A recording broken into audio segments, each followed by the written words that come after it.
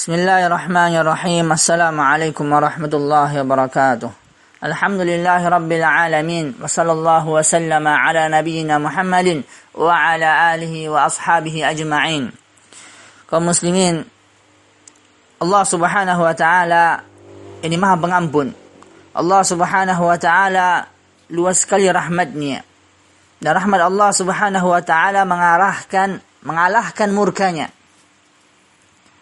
Dalam hadis yang sahih di kitab Riyadhus Shalihin dari Abu Hurairah bahwasanya Nabi Muhammad sallallahu alaihi wasallam ini bersabda tentang firman Allah Subhanahu wa taala. Apa kata Allah? Aznaba 'abdun dzamban faqala Allahumma ighfir li dzambi. Faqala Allah tabaraka wa taala aznaba 'abdi dzamban fa'alima anna lahu rabban yaghfiru dzamba ويأخذ بالذنب ثم عاد فأذنب فقال أي ربي اغفر لي ذنبي فقال تبارك وتعالى أذنب عبدي ذنبا فعلم أن له ربا يغفر الذنب ويأخذ بالذنب ثم عاد فأذنب فقال أي ربي اغفر لي ذنبي فقال تبارك وتعالى أذنب عبدي ذنبا فعلم أن له ربا يغفر الذنب wa ya'khudhu bidzambi qad ghafartu li'abdi falyaf'al ma syaa. Kata Allah Azza wa Jalla, seorang hamba melakukan satu dosa. Lalu dia berdoa kepada Allah Subhanahu wa taala. Dia mengatakan apa? Ya Allah, ampunilah dosaku. Maka Allah tabaraka wa taala berfirman, hambaku berbuat dosa. Dan dia mengetahui bahwa dia memiliki Tuhan, memiliki Rabb yang bisa mengampuni dosa dan menghukum karena dosa. Maka hamba ini mengetahui ia memiliki Rabb yang bisa mengampuni dosa dan bisa pula menghukum karena dosa. Kemudian dia kembali melakukan dosa. Hamba tadi kembali melakukan dosa.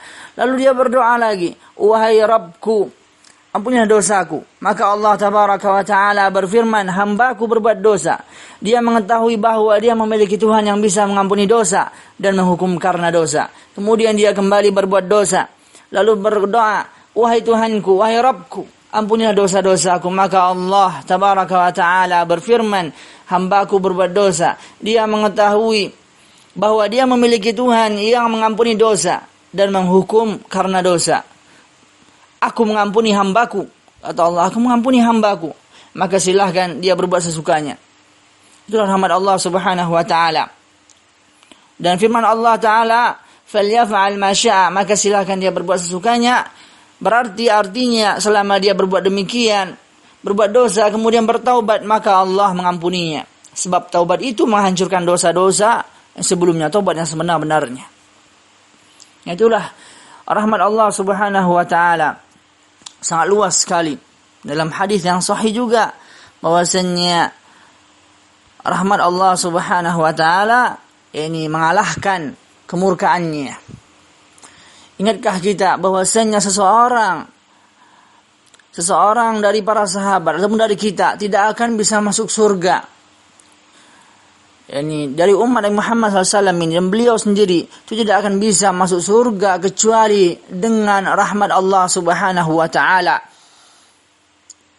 Nabi Muhammad SAW bersabda dalam hadis yang sahih riwayat Imam Muslim, la yudkhilu ahadan minkum 'amaluhu al-jannata wa la yujiruhu minan nar wa la ana illa bi rahmatin min Allah. Tidak ada amalan seorang pun yang bisa memasukkannya ke dalam surga dan menyelamatkannya dari neraka. Tidak juga dengan aku. Tidak karena amalan kita masuk surga dan tidak pula karena amalan kita masuk neraka. Bisa terselamat dari neraka.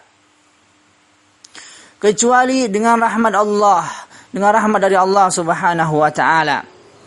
Nah, maka bagaimana dengan konteks hadis ini? Apakah kita tetap diam diri saja? Dalam konteks hadis ini, dengan rahmat Allah lah kita bisa masuk surga. Apakah kita berdiam diri saja? Jawabannya tidak.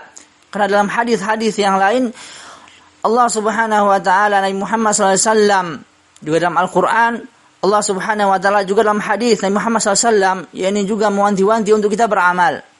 Untuk kita ini beramal saleh. Nah, jadi jawabannya amal-amal itu hanya sebab saja, sebab kita masuk ke dalam surga.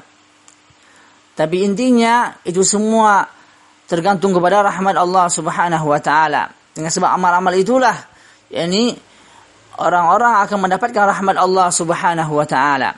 Apa kata Allah dalam surah Al-Baqarah ayat 218? Innal ladzina amanu wal ladzina hajaru wajahadu fi sabilillahi ulaika yarjuna rahmatallah wallahu ghafurur rahim.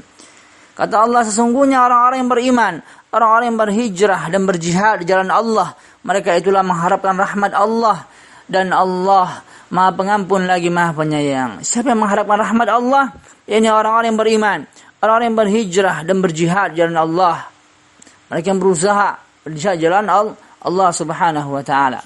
Maka amal merupakan salah satu peran penting juga bagaimana kita mendapatkan rahmat Allah Subhanahu wa taala. Tentunya semua itu dengan ilmu, dengan kita memahami bagaimana agama Islam yang benar, yang murni, yang ada pada zaman Nabi Muhammad sallallahu alaihi wasallam. Dan juga hamba-hamba ini manusia yang berbuat dosa diperintahkan untuk ini bertaubat kepada Allah Subhanahu wa taala. Dalam hadis yang sahih juga Nabi Muhammad sallallahu alaihi wasallam bersabda, "Walladzi nafsi biyadihi law lam tudhnibu la dhahaballahu bikum wa la jaa biqaumin yudhnibuna fayastaghfiruna Allah ta'ala fayaghfiru lahum."